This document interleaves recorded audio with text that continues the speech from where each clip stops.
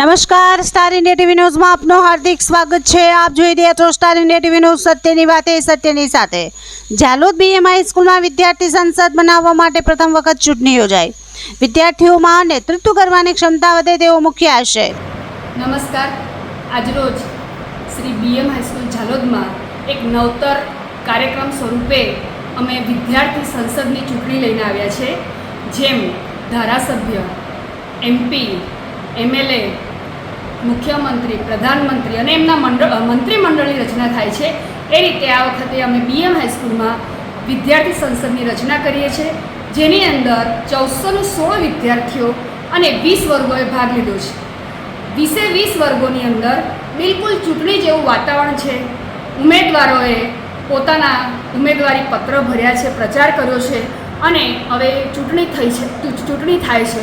ચૂંટણીમાં કોઈ પણ 4 ઉમેદવાર વિદ્યાર્થીઓ પસંદ કરશે અને 4માંથી જે પ્રથમ ક્રમે આવશે એ 2 નંબરોમાંથી દરેક વર્ગના 2 નંબર કરી અને 80 મંત્રીઓ તૈયાર થશે। આ 80 મંત્રીઓ જીએસ અને એલઆરની વરણી કરશે અને આ રીતે બિલકુલ ચૂંટણીવાળું વાતાવરણ અમે તૈયાર કર્યું છે અને વિદ્યાર્થીની અંદર નેતૃત્વના ગુણ ખીલે તેમજ એ સ્વયં શિસ્ત જાળવે અને બીજા વિદ્યાર્થીઓને શિસ્તમાં રાખે, એ હેતુસર અમે પ્રથમવાર બીએમ હાઈસ્કૂલમાં વિદ્યાર્થી સંસદની ચૂંટણી પ્રક્રિયા કરી છે।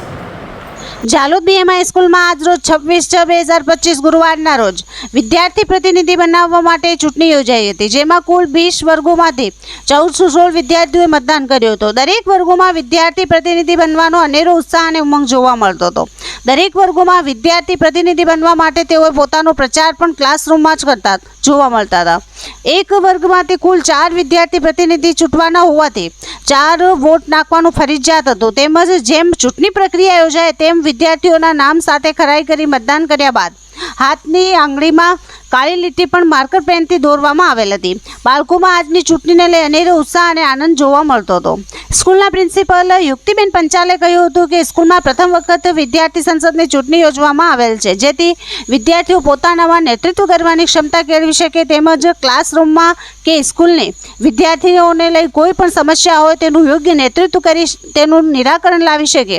આ ચૂંટણીમાં જીતેલ વિદ્યાર્થીઓ પોતાની કારોબારી બનાવી તેમાંથી એક વિદ્યાર્થી નેતા બનાવવામાં આવશે અને આ વિદ્યાર્થી સંસદમાં સ્કૂલને લગતા અલગ અલગ વિભાગોનું નેતૃત્વ વિદ્યાર્થીઓને સોંપવામાં આવનાર છે। વિદ્યાર્થીઓને ચૂંટણીમાં ઊભા રહી મતદાન કરવા અને પ્રતિનિધિ માટે ઊભા રહેનાર વિદ્યાર્થીઓને કેવી રીતે પોતાનો પ્રચાર કરવો એ અંગે માર્ગદર્શન શિક્ષકો દ્વારા આપવામાં આવ્યું હતું। Star India TV news Jhalod reporter Pankajbhai Pandit, જિલ્લા દાહોદ।